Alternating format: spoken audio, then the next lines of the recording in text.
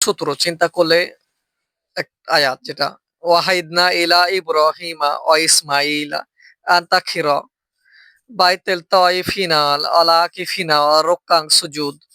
আল্লাহ বলছে গুরুত্ব দিয়ে ইব্রাহিম আর ইসমাইল দুজনকে নির্দেশ দিয়েছি আমার ঘরকে পবিত্র করো, যারা তপ করবে তাদের জন্য, ওয়ালা আকিফিনা যারা ইতিকাফ করবে এদের জন্য, যারা আমার ঘরে আমাকে পাওয়ার জন্য, সব থুই আমাকে পাওয়ার জন্য এই ঘরে অবস্থান করবে।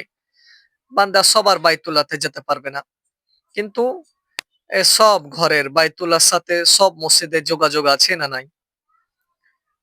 আছে না নাই? তো বান্দার দিলের ভিতর সব বাসনা আল্লাহকে পাওয়া দরকার। এজন্য যে যাইতে পারে সে বাইতুল্লাহ যেতে খাপ করবে, একবারে ডাইরেক্ট বাইতুল্লাহতে একবারে আল্লাহর পরশে নিজেকে ধন্য করার চেষ্টা করবে। যে পারে না, তার পাশে যে মসজিদ আছে ওই মসজিদে যে আল্লাহকে পাওয়ার জন্য সে নিজে কি করবে, সবকিছু থেকে সেখানে যাবে।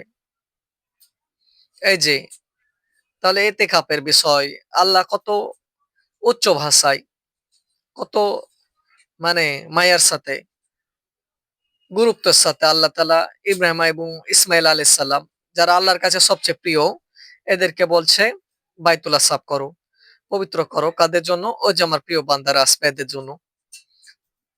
কাদেরকে কাজে লাগাতে চায়? মুতাকিফিনের জন্য।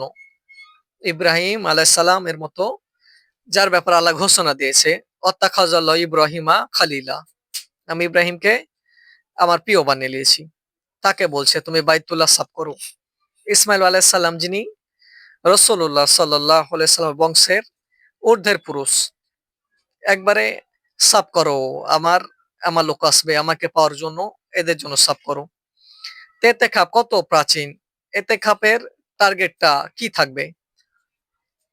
যে ইমানদার আল্লাহওয়ালা নেককারদের সাথে নিজেকে মিলাবো, স্বপ্ন থাকবে রসুল আরবি সাল্লাল্লাহু আলাইহি সাল্লামের জীবনের পাট মিলিয়ে আল্লাহকে যেন পেতে পারি, যেভাবে মোহাম্মদ আরবি সাল্লাল্লাহু আলাইহি সাল্লাম কাকে পেয়েছে?